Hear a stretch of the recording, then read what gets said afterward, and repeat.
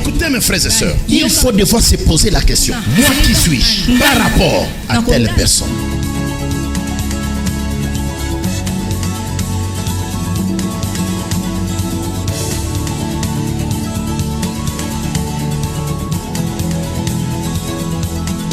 Écoutez ma première pensée, quelle est notre attitude lorsque nous mangeons, nous buvons? Quelle est notre attitude lorsque nous expérimentons de réussite, de succès dans notre vie? I come before you today, and there's just one thing that I want to say. Thank you, Lord. Thank you, Lord, for all you've given Gloire to au Seigneur, que Christ soit glorifié, que Christ soit élevé dans les moindres détails. Nous disons merci au Créateur incréé, nous disons merci à celui qui vit éternellement, Jésus-Christ de Nazareth, celui qui nous donne encore cette opportunité ce matin, que nous puissions être devant son trône de grâce et devant le saint, devant le peuple de Dieu, pour l'élever, l'adorer et l'exalter.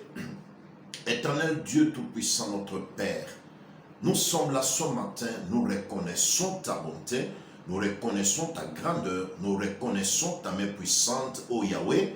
Nous reconnaissons que tu peux tout et rien ne peut obscurcir ta pensée, tes desseins et ta volonté. Seigneur, tu nous as donné l'opportunité d'être le simple canon par lequel tu passes pour apporter la bonne nouvelle à ton peuple. Seigneur, merci pour ce thème sur la restauration, qui est un très bon thème que tu as commencé avec nous. Seigneur, il y a encore beaucoup de choses à dire là-dessus. Selon que le Saint-Esprit nous en donnera toujours, nous en parlerons. Parce que tu as besoin de notre restauration. Que le nom du Christ Jésus soit glorifié dans le nom de Yeshua, notre Seigneur et Sauveur. Et que les saints disent Amen. Amen. Bien-aimés dans le Seigneur, nous vous saluons tous. Nous vous disons sincèrement merci. Merci d'être branchés, merci de mettre vos mégas pour être ensemble avec nous pendant ces moments où nous voulons partager la parole de Dieu. La semaine qui vient de se terminer a été ce qu'elle a été. Nous avons une nouvelle semaine qui s'ouvre là. Mais avec qui? Avec Jésus-Christ de Nazareth, le roi des rois et le Seigneur des seigneurs. Ça fait maintenant 2 semaines pleines que nous parlons sur ce thème, sur la restauration. Bien-aimé, c'est un thème très capital, très important. Il y a encore beaucoup de choses à dire là-dessus, mais le temps nous fera défaut, tel que je le vois. Nous allons nous arrêter quand même quelque part. On ne restera pas éternellement sur ce thème, mais c'est important qu'on en parle, qu'on ouvre des brèches, c'est que cela puisse aider le peuple des dieux. La restauration n'est autre que le rétablissement, n'est autre que la reprise de son état initial. Donc, bien-aimés, des fois, nous vivons ce que nous ne sommes pas, ce que Dieu n'a pas voulu. La pensée de Dieu, ou ce que nous appelons la destinée, c'est une chose. Et ce que l'homme vit, c'est une autre chose. L'homme peut être en dehors de sa destinée, en dehors de la volonté divine, par ses propres erreurs, sa propre faute, son péché et tout consort, et aussi parce que le diable n'est pas content, n'est pas d'accord que la personne se retrouve dans sa destinée, sur le chemin de sa destinée.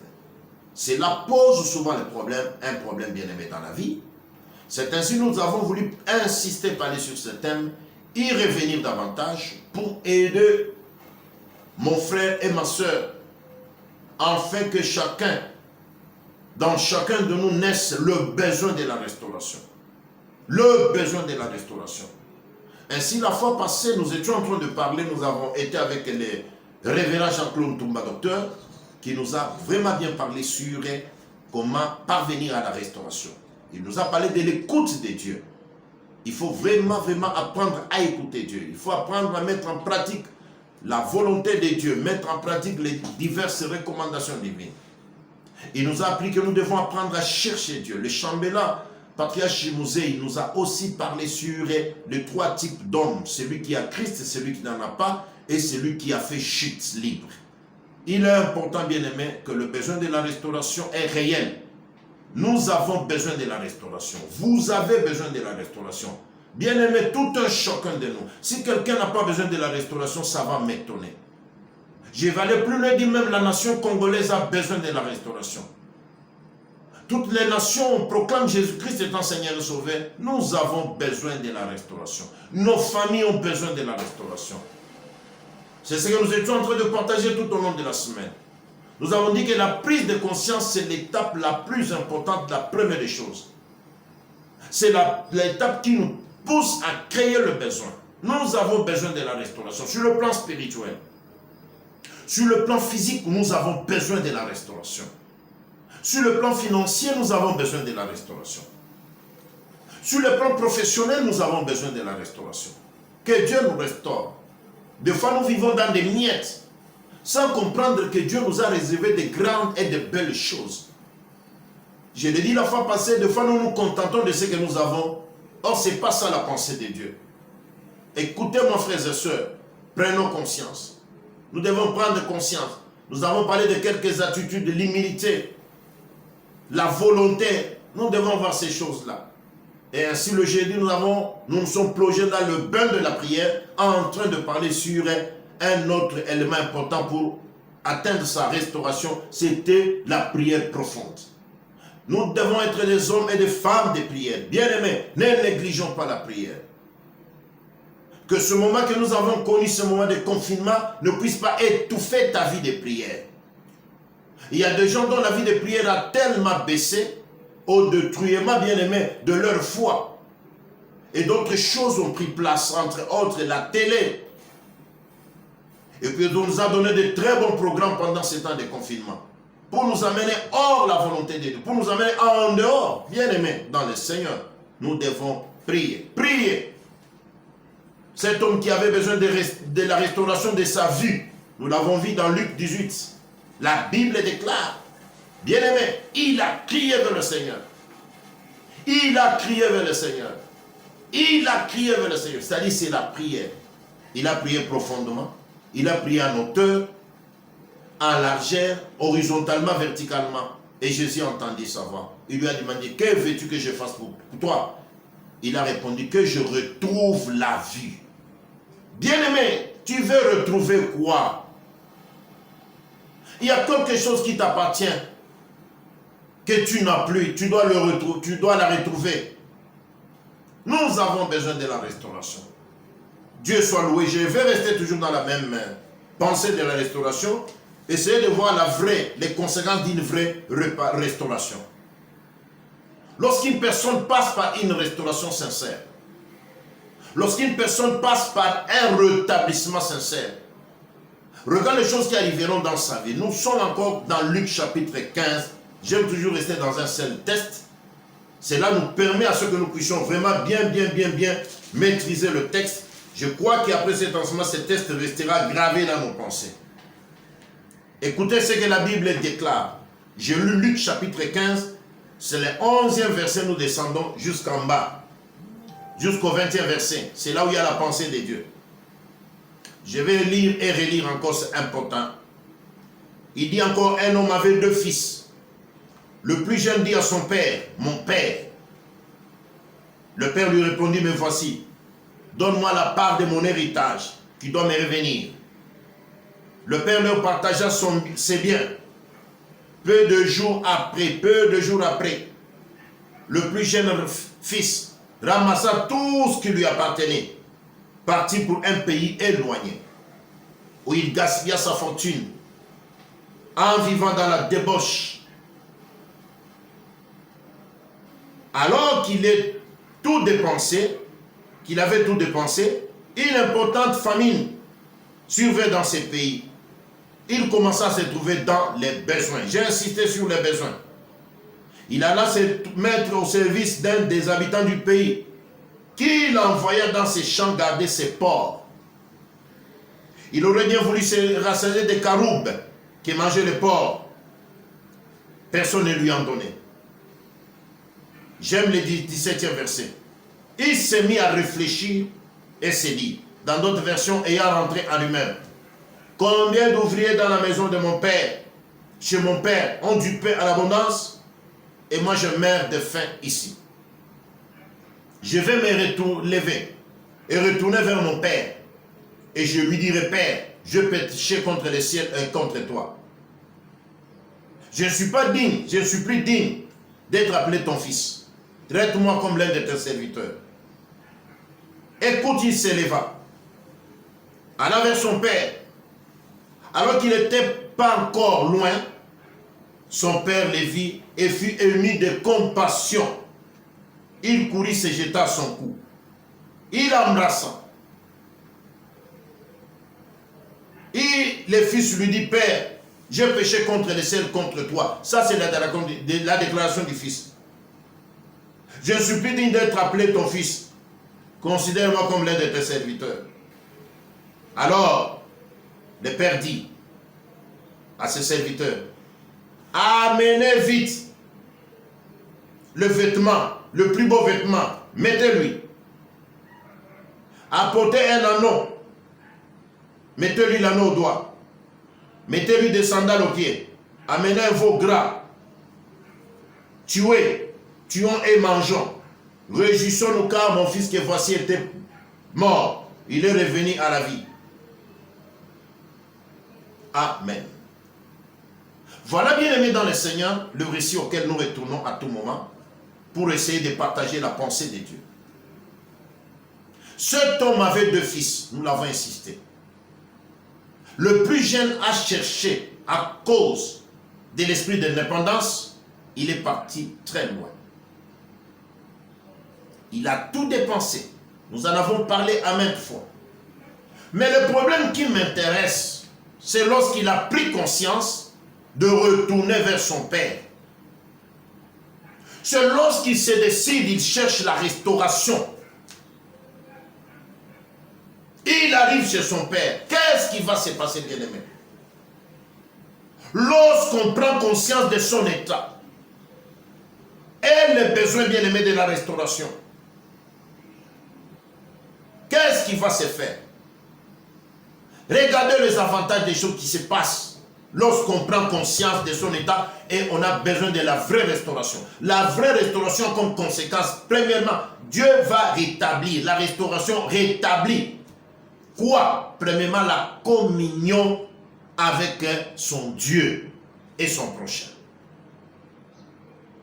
La vraie restauration rétablit la communion. La rébellion brise la communion. Le révolte brise la communion. Ainsi donc, lorsqu'il y a la vraie restauration, elle rétablit la communion avec Dieu. Elle rétablit la communion avec son prochain, avec son père, sa mère, ses frères et sœurs. Parce que j'avais parlé aussi de la restauration dans l'horizontalité. Lorsqu'elle rétablit la vraie restauration, elle rétablit la communion. Alors lorsque la communion est rétablie, on va jouir de beaucoup d'avantages qui sont cachés derrière la communion. Il y a des choses qui nous semblent difficiles, mon frère et ma soeur, c'est parce que nous ne sommes pas en communion avec Dieu. Nous ne sommes pas en communion avec notre prochain. Mais une vraie restauration rétablit premièrement la communion. La communion est rétablie. Il est important, bien-aimé, d'aimer la communion avec le Seigneur. Nous devons vivre en communion parfaite avec Dieu, dans l'intimité avec notre Père, notre Créateur. Là, il va nous révéler des choses cachées. Là, il va nous dire des choses que les autres ne peuvent pas comprendre. Nous entrerons dans son intimité. La vraie restauration, lorsqu'il y a une vraie restauration, cela rétablit premièrement la communion. Deuxièmement, la Bible déclare au verset 20, lorsqu'il alla vers son père l'a vu de loin, il a couru, il l'a embrassé. 21, écoute ce que la Bible déclare. Le père, lorsque le fils se répand, le père n'a pas fait cas de ça. Une vraie restauration. Deuxièmement, fait quoi? Fait que Dieu pardonne le péché. Ça mène le pardon. Le fils est en train de dire, Père, pardonne-moi, j'ai péché contre le ciel, contre toi. Le père n'a pas fait cas de ce que le fils disait. Déjà, son attitude, c'était une attitude de la repentance. Lorsqu'il y a l'attitude de la repentance, bien aimé, Dieu ne fait plus cas. La miséricorde intervient. La vraie restauration, bien aimé, amène la miséricorde divine. La miséricorde divine, bien-aimé. La vraie restauration, bien-aimé, rétablit la communion avec Dieu. Deuxièmement, ça amène la miséricorde divine. Or, la miséricorde, je l'ai déjà expliqué, c'est un pardon sans punition. Parce qu'il y a de pardon avec punition et de pardon sans punition. Lorsque Dieu vous pardonne, il est miséricordieux. Lorsque Dieu vous pardonne, il ne vous impute pas la punition du mal que vous avez commis. C'est ça la miséricorde. C'est important, bien aimé, que nous puissions le comprendre. La vraie restauration amène aussi la miséricorde divine. Lorsqu'on se répand sincèrement, lorsqu'on reçoit la vraie restauration amène la miséricorde divine. Troisièmement, nous sommes au verset 22. Le Père dit, apportez vite le plus beau vêtement et mettez-lui. La troisième des choses, bien aimé, lorsqu'il y a la vraie restauration rétablit l'autorité, la personnalité de la personne. Parce que nous perdons l'autorité. Nous perdons la personnalité lorsque nous vivons dans le péché, dans la rébellion avec le Seigneur. Lorsqu'on vit dans la rébellion, lorsque nous vivons dans le péché, ce fils avait perdu l'autorité, il avait perdu la personnalité qu'il avait dans la maison de son père. Lorsqu'il est retourné, la restauration, la vraie restauration, a fait quoi? Dieu l'a rétabli. Son père lui l'a rétabli. Le vêtement, c'est le symbole de l'autorité. Le vêtement, c'est le symbole de la personnalité. On reconnaît une personnalité par son vêtement. C'était ça, bien aimé, que nous devons comprendre. Regardez lorsque nous sommes dans Genèse 3. Adam et Ève ont péché. Et lorsqu'ils ont péché, la Bible déclare, ils se sont retrouvés qu'ils étaient nus. Donc ils ont perdu quoi? L'autorité. Ils ont perdu leur personnalité. Pendant que je parle, plusieurs personnes ont perdu leur personnalité. Il y a des gens qui croient qu'ils se promènent habillés, mais ils sont tentés de se promener sans habit. Le péché déshabille une personne. Non seulement ça l'écarte de sa destinée, ça déshabille la personne. La personne, vous croyez qu'il porte des habits, mais la personne est nue, sans habit. C'est ça la vision spirituelle de fait des choses. Physiquement, tu es bien, mais spirituellement, tu n'as pas d'habit. Tu manques la personnalité.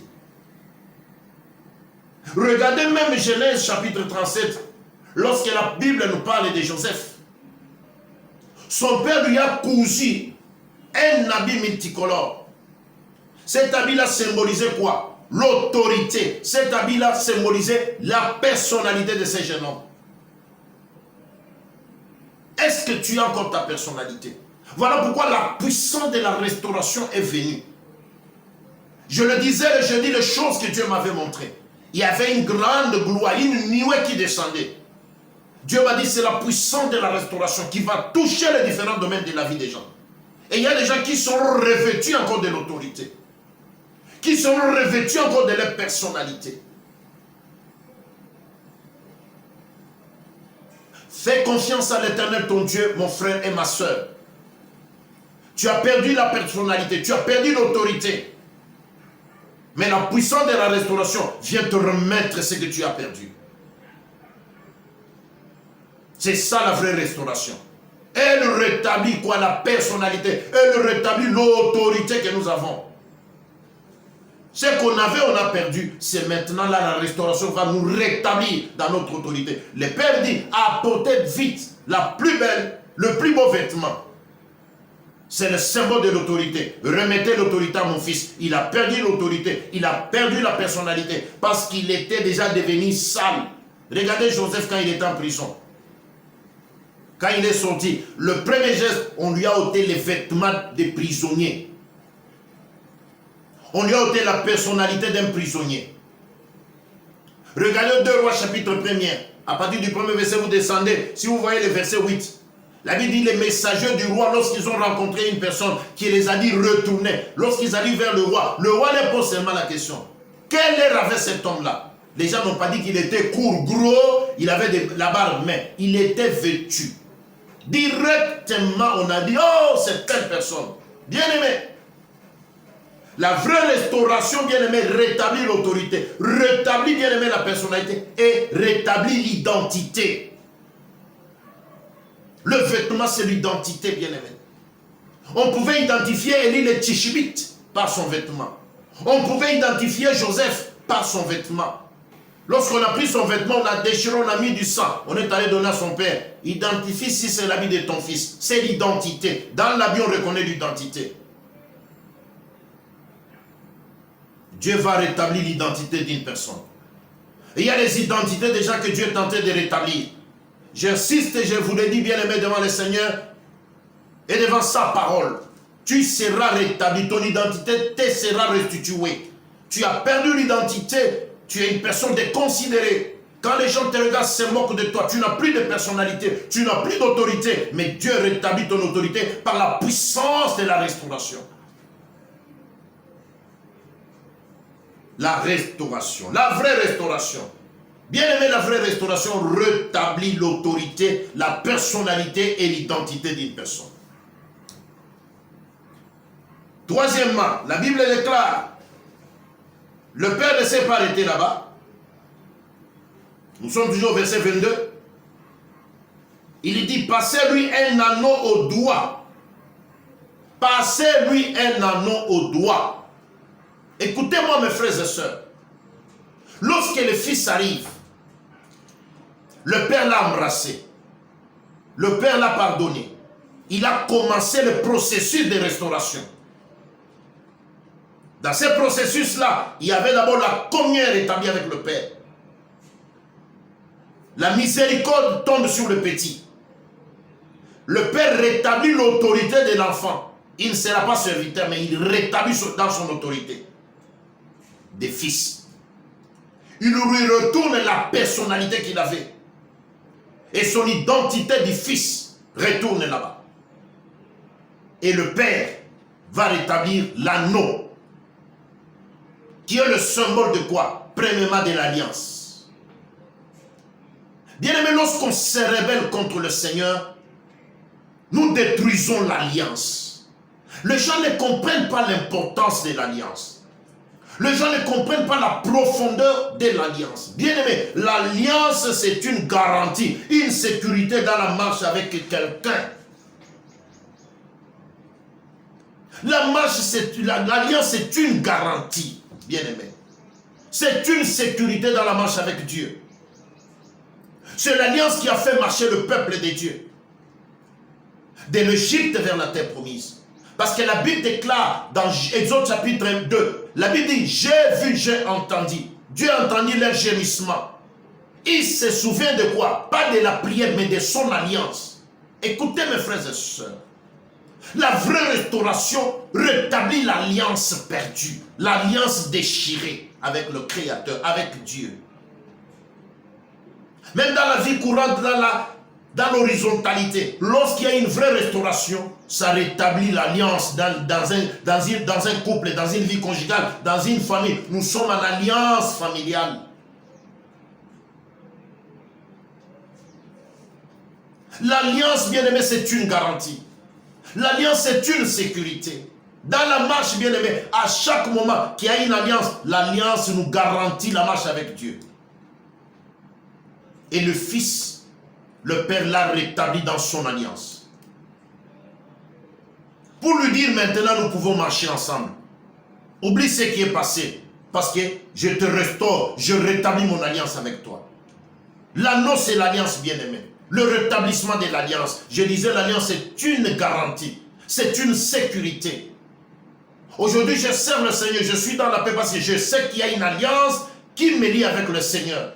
À travers cette alliance-là, même si je manque à manger, à boire, l'alliance pourvoira. L'alliance me connectera avec le Père. Le Père se souviendra de son alliance. La Bible dit, Dieu se souvient de son alliance avec Abraham, Isaac, Jacob. Il a vu la souffrance du peuple en Égypte.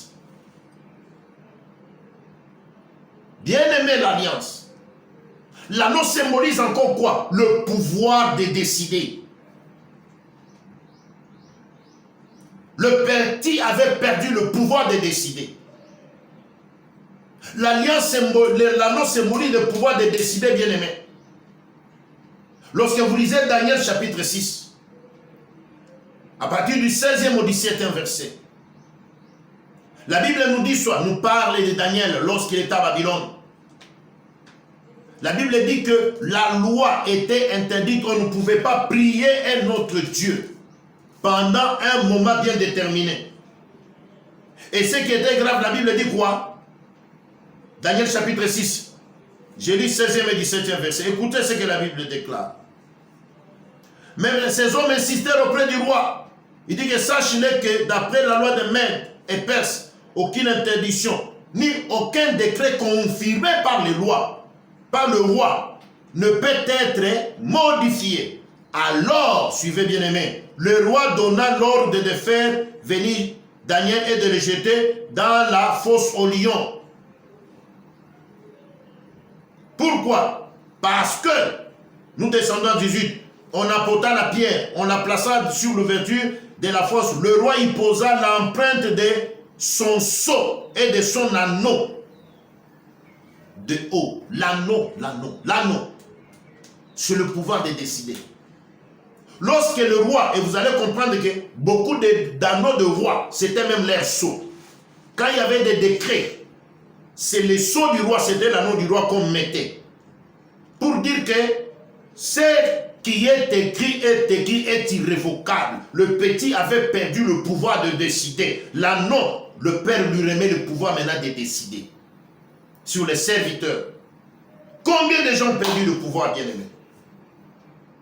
La Bible déclare, voici je vous ai donné le pouvoir de marcher sur le scorpion, le serpent et toute la puissance de l'ennemi. Rien ne pourra vous nuire. Est-ce qu'aujourd'hui les démons peuvent t'obéir?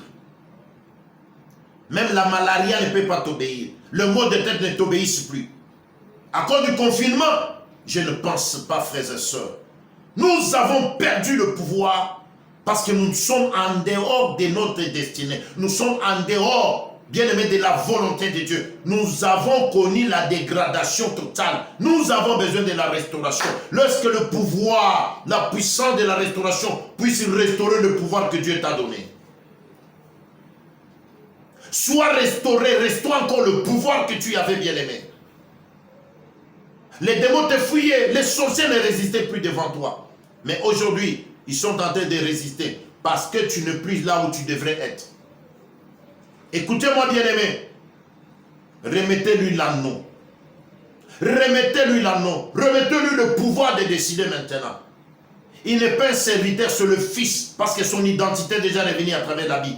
Maintenant, il doit décider. Mais pour qu'il décide, il faut qu'il ait un symbole. Qu'il ait un symbole qui dit qu'il est capable de décider. Quand il donne l'ordre, les gens doivent obéir. Bien-aimé, que Dieu restitue le pouvoir que tu avais, le pouvoir que tu as perdu. Reçois ce pouvoir au nom de Jésus-Christ. La puissance de la restauration. La vraie restauration, bien-aimé, restaure quoi? Rétablit le pouvoir de décider. Rétablit l'alliance et le pouvoir de décider. C'est ça la pensée de Dieu. Quatrièmement, la Bible déclare, mettez-lui des sandales aux pieds. Mettez-lui des sandales aux pieds. Bien-aimé, le fils est venu et revenu à la maison de son père pieds nus. Il n'avait plus de sandales aux pieds. Or, lorsqu'on est pieds nus, c'est un langage de l'esclavage. Beaucoup de gens ne comprennent pas. Je sais que parmi les armes spirituelles, on parle dans Ephésiens chapitre 6, verset 15, que le sandal, c'est le zèle. Oui, le Fils est revenu pieds nus, c'est-à-dire dans la position de l'esclave. Mais lorsque le Père le voit, il dit, il n'est plus esclave. Le sandal, c'est un langage qui veut dire, désormais, il n'est plus esclave. Il est devenu libre. Deuxièmement, le sandal, c'est le langage du zèle. Je ne dis qu'on ne vient pas. Le zèle de faire du bien. Lorsqu'on perd son idéal, on perd son identité, on perd sa destinée bien-aimée, on vit sous l'esclavage. C'est ça qui symbolise être pieds nus. Regardez dans toute l'histoire des colonisations. Les esclaves étaient pieds nus. Ils ne portaient pas de souliers. Celui qui portait des souliers, c'était seulement celui qui était libre. C'est pourquoi le Père a dit, il n'est plus esclave. Ôtez-lui l'identité d'esclave, donnez-lui l'identité du Fils. Mettez-lui les sandales aux pieds. Et désormais, il va marcher en train de faire toujours ce qui est bien. Il ne continuera pas sa vie dans le mal, dans les mensonges, dans les cécis. Bien-aimé, laisse-moi prier le Seigneur pour toi, dire que le Seigneur te rétablisse, tu n'es plus esclave. Tu ne vivras plus dans l'esclavage, sous l'esclavage, de la maladie sous l'esclavage, de la mendicité sous l'esclavage, de la dépendance, parce que les sandales sont là ce soir, ce matin, que tu mettes sur tes pieds. Les fils n'ont fait aucun mouvement. Bien-aimé, la vraie restauration, nous restaure, nous ôte l'identité d'esclave, qui est symbolisée par le sandal. La vraie restauration, bien-aimé, nous revêt quoi? De zèle, de faire du bien. Recevez les sandales, des nouveaux souliers, bien-aimés. Recevez cela. Vous n'êtes plus esclave. La restauration est venue pour te rendre, bien-aimé, totalement libre. Tu dois être libre. Tu ne dépendras plus encore. Cinquièmement, écoute ce que le Père va dire. Nous sommes au verset 23 de Luc 15. Amenez les veaux qu'on a engraissés, tuez-les, mangeons et réjouissons-nous. Car mon fils était mort, il est revenu à la vie. La vraie restauration, bien-aimée, amène la réjouissance. La vraie restauration ôte le deuil, amène la réjouissance. La vraie restauration, bien-aimée, ça ôte le deuil, ça ôte la tristesse. Le Père dit, amenez vos grands, gras, tendres, tuez-les, mangeons, réjouissons. Je suis en train de déclarer la puissance de la restauration. La Bible déclare, le Père dit, tuons, mangeons, parce que mon fils bien-aimé qui était mort, il est revenu à la vie. La vraie restauration amène la jouissance du Père, amène la jouissance de notre environnement. Quand les gens sont restaurés, quand l'horizontalité est restaurée, la verticalité est restaurée, bien-aimé, c'est la jouissance. Le deuil va s'arrêter. Je dis à quelqu'un, le deuil va s'arrêter dans peu de temps, bien-aimé, parce que cette puissance, depuis le jeudi, elle est en train de couler, elle est en train de faire du travail dans des vies, dans différents domaines de notre vie. Il y a la puissance de la restauration. Libère seulement les portes, bien-aimé. Ouvre également tes portes, dis que j'attends cette puissance. Je suis disponible, mon Père. Que cette puissance coule dans ma vie, que cette puissance coule dans mes pensées, coule dans mes avoirs, coule dans ma maison. Tu sentiras que le temps de deuil va s'arrêter. Le temps de pleurs va s'arrêter. C'est la fête qui va bientôt commencer. Parce que la restauration, bien aimé, la vraie restauration amène la jouissance. Sixièmement, bien aimé, la vraie restauration. La vraie restauration, c'est le passage de la mort à la vie. Là, ce matin, je vais dire à quelqu'un, bien aimé, la mort t'a visité. Mais la puissance de la restauration vient redonner la vie à ceux qui étaient morts. La vraie restauration redonne la vie. Parce que le Père déclare, mon fils que voici, il était mort, il est revenu à la vie. Qu'est-ce qui l'a ramené à la vie? C'est la puissance de la restauration. Que la puissance de la restauration, bien-aimé, amène tout ce qui était mort dans ta vie à la vie. Faites cela, bien-aimé. Tout ce qui était mort doit revenir à la vie, à la vie. Je le déclare au nom puissant de Jésus-Christ. Vous devez revenir à la vie. Tes finances doivent revenir à la vie. Ta santé doit revenir à la vie. Partout la mort était en train, bien-aimé. La puissance de la restauration arrive pour amener la vie. La mort financière t'avait visité à cause de ta désobéissance, à cause de tes troubles. Maintenant, l'heure a sonné. Je le déclare que la mort quitte. Parce que la puissance de la restauration enlève de la mort à la vie. Je le déclare de la mort à la vie. Que la mort quitte et que la vie revienne. Que la mort quitte, que la vie revienne. Que la vie remplace la mort. La puissance de la restauration, c'est une puissance qui amène la vie là où il y avait la mort. Et la mort se déplace. Les deux ne peuvent pas rester ensemble. Les deux ne peuvent pas rester ensemble, bien-aimés. La mort et la vie ne peuvent pas rester ensemble. L'une doit partir, mais je le déclare que la mort parte. Que la mort parte. Que la mort parte et que la vie revienne. Là où les ténèbres ont tellement englouti, que les ténèbres partent et que la lumière arrive.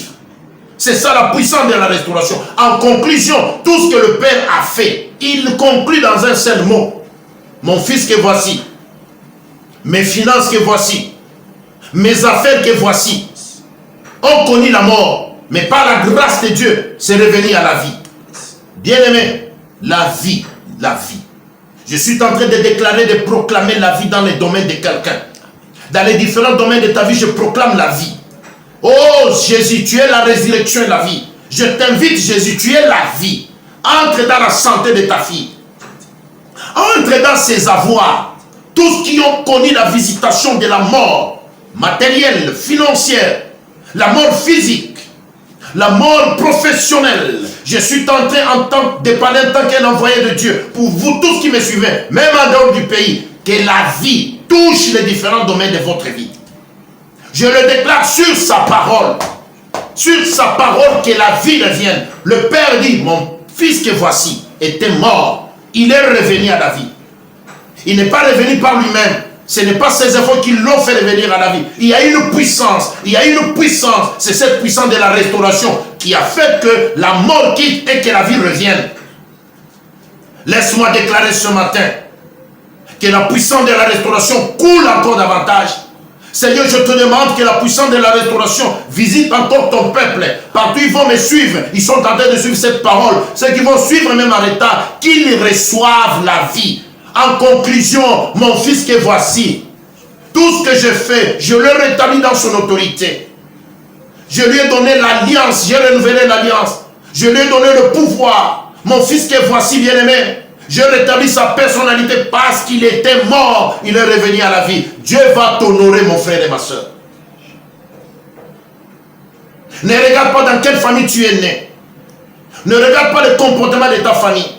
Ne regarde pas les combats de ta famille, mais Dieu veut restaurer ta personnalité. Dieu veut restaurer ton identité. L'identité selon lui, non selon ta famille. Parce que nous avons une identité selon notre famille. Nous en parlerons dans les jours à venir parce que c'est un grand sujet sur l'identité que le Seigneur m'a mis à cœur.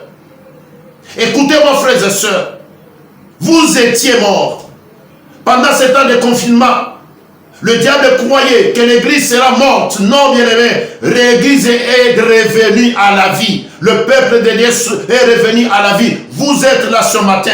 Écoutez-moi. Tout ce qui a connu la mort, je suis en train de te pousser à regarder un domaine après l'autre et commence à déclarer là où tu es que la vie, la vie, la vie. Et que cette puissance de la restauration puisse faire son travail dans ta vie. Proclame la vie, bien-aimé, là où tu es. Mon fils que voici était mort, il est revenu à la vie. La puissance de la restauration. La vraie restauration, bien-aimé, change de données. La vraie restauration nous amène de la mort à la vie. La vraie restauration amène la jouissance, c'est-à-dire de la tristesse à la jouissance. La vraie restauration, bien-aimée, nous rétablit dans notre autorité, rétablit notre identité, notre personnalité. La vraie restauration rétablit notre communion avec le Père. La vraie restauration, la vraie restauration. Laissez-moi vous bénir ce matin, bien-aimés, pour vous dire que Jésus-Christ, qui est le chemin, la vérité et la vie, puisse par sa miséricorde et ses compassions multiples, je le prie de toucher chaque domaine de votre vie. Recevez cela. De tout cœur, dit Seigneur, je le reçois. Je reçois cette puissance. Que cette puissance du Saint-Esprit, qui est la puissance de la restauration, qui va continuer le travail tout au long de la semaine, qu'elle continue à faire le travail dans ta vie, dans ta maison. Qu'il te restaure. Soyez restaurés, peuple de Dieu. Soyez restaurés, enfants de Dieu. Là où le diable s'est levé pour vous condamner, il croyait que Dieu va te rejeter. Les gens s'attendaient à ce que le Fils soit rejeté. Le Dieu, notre Père, ne te rejette pas. Dieu ne te rejette pas. Malgré ce que tu as fait, malgré ta rébellion, Dieu ne te rejette pas. Il t'accueille parce qu'il a besoin de ta restauration. Il a une destinée meilleure pour toi. Bien-aimé, Dieu ne m'utilise comme un canal pour te montrer que tu dois vivre dans ta destinée. Tu dois entrer dans ta destinée. Entre dans ta destinée. La destinée, c'est ça l'année de la récompense. Jésus. Que la puissance de la restauration touche ta santé. Quiconque est malade, pendant qu'il suit ces messages, touche là où il y a des problèmes. Je déclare que la puissance de la restauration entre dans ton corps. Il n'y a pas quelqu'un qui dépasse Dieu. Dieu plus que la médecine. Dieu connaît toutes choses. Bien-aimé, une maladie est en train de disparaître. Je le déclare au nom puissant de Jésus-Christ. Dieu te rétablit. Il restaure ta santé. Dieu n'a pas créé Adam et Ève dans le jardin des malades. Ils étaient en bonne santé. Je le déclare aujourd'hui sur sa parole, bien-aimé. Sur sa parole, que ta santé soit bonne. Sur sa parole, que ta santé soit bonne. Sur ta parole, sur sa parole. Seigneur, je le déclare, que restaure les santé de tes enfants. Les gens en bonne santé t'adoreront, Seigneur. Les gens en bonne santé, Yahweh notre Dieu, t'élèveront. Ce ne sont pas les malades et les morts qui t'adorent. Je déclare que la puissance de la restauration touche vos corps là où vous êtes. Quiconque est malade, peu importe ce que la médecine a déclaré sur sa parole, je te déclare que tu sois restauré au nom de Jésus. Laisse que la puissance de la restauration pour ce matin, par la capacité, les dons de guérison, puisse vous toucher là où vous êtes. Là où il y a une maladie, j'impose ma main sur ta main et je déclare qu'elle soit guérie au nom de Jésus-Christ.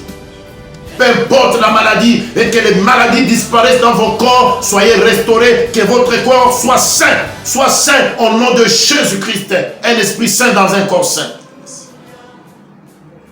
Père, merci parce que tu nous as aimés pendant tout ce temps à nous envoyer ce message sur la restauration.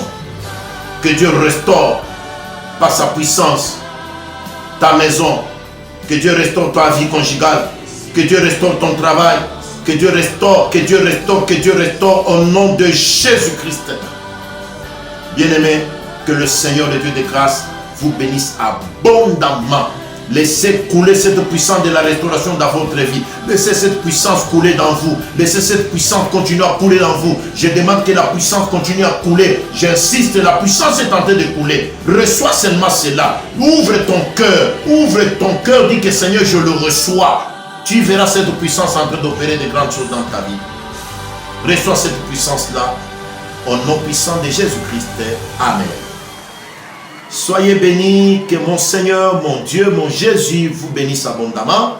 Merci bien-aimés, vous avez été nombreux là en train de suivre cette prédication, ce moment glorieux. J'appelle ça un moment de gloire parce qu'il y a une grande puissance qui est en train de faire le travail en vous, qui est en train de faire le travail dans nos maisons. Vous témoignerez la grandeur du Seigneur parce que la guérison est au rendez-vous. Surtout la puissance de la guérison, c'est la chose que le Seigneur m'a mis à cœur.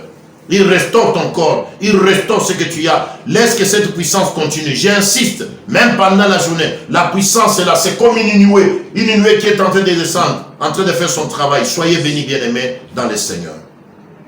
Merci, nous nous arrêtons là-bas. Si Jésus ne venait pas, nous nous rencontrons le mardi pour la gloire de Dieu. Et le jeudi, nous serons là aussi. Sans oublier que le dimanche prochain, n'oubliez pas mes frères et sœurs, si Jésus ne venait pas, ça sera la réouverture de nos cultes. Alors préparons-nous en conséquence pour que tous nous puissions être là. Vous aurez les SMS et les précisions de communiquer tout au long de la semaine. Mais le dimanche prochain, je crois que par la grâce de Dieu, sans faute, nous allons tous nous retrouver pour une seule journée. La première rencontre, ça sera la rencontre pour rendre gloire à Dieu et déclarer que ce déconfinement soit réellement total. Nous ne voulons pas que nous revenons aujourd'hui pour retourner à la maison demain. Alors préparons-nous en conséquence. Tout au long de la semaine, nous aurons des précisions sur tout ce qui va se faire. Mais nous sommes dans les préparatifs, en train d'aménager l'église, en train de désinfecter, de faire tous les soins nécessaires. Participez, soyez avec nous dans ce processus de préparatifs. Jésus-Christ ne manquera pas de vous bénir. Nous saluons tout un chacun de vous. Soyez bénis, vous êtes nombreux. J'ai vu beaucoup de gens. Soyez bénis.